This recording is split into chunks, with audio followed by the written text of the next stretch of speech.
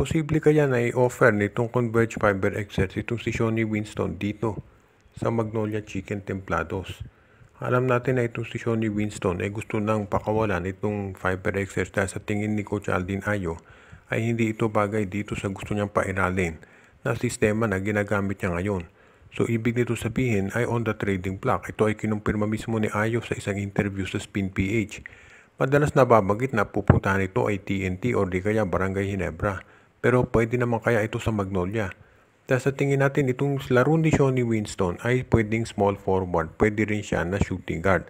Alam natin maraming gwardiya Magnolia. Pero kinakailangan nila ng isa pang scorer. At yan nga ang dahilan kung pati ito si Arvin Tolentino ay gusto nilang makuha. Ang problema si Tolentino medyo mataas na ang trade value niyan kahit sa Northport pa yan naglalaro kahit malapit yan sa SMC. Pero ito si Shonny Winston mas mababa ang trade value dahil hindi masyadong ginagamit ni Coach Aldin Ayo. Pero alam naman natin ang potential nito. At kung suswerte ng Magnolia baka pareho nilang makuha. Itong si Aldin Ayo at itong si Shonny Winston rather pati na itong si Arvin Tolentino. At kung yan ay mangyari lalakas bigla yung offensive firepower nito si Coach Chito Victorero.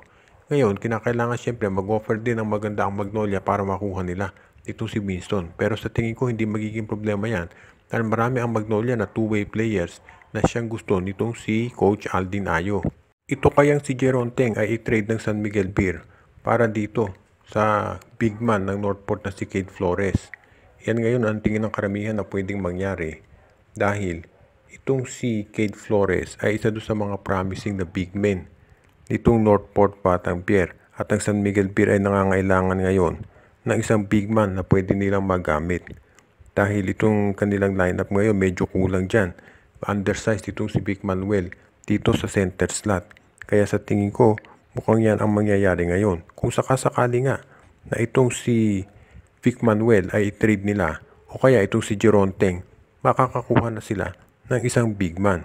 Ngayon kung mangyari yan, pwede rin nating masabi na itong gagawin itong San Miguel Beer na pagtitrade dito kay Jeron Teng ay magiging beneficial yan dahil nangangailangan sila ng isang big man at sobra naman sila dito sa wings katulad nitong si Jeron Teng dahil nandiyan na itong si CJ Perez, Jericho Cruz, Marcio Lassiter, Don Trollano. Ito namang Northport, alam natin originally sila dapat ang kukuha dito kay Jeron Teng pero napunta sa San Miguel. Kaya sa tingin ko kung mapupunta itong si Jeron Teng dyan sa Northport, mapapakinabangan nila dahil originally gusto siya talagang kunin ni Coach Bonitan.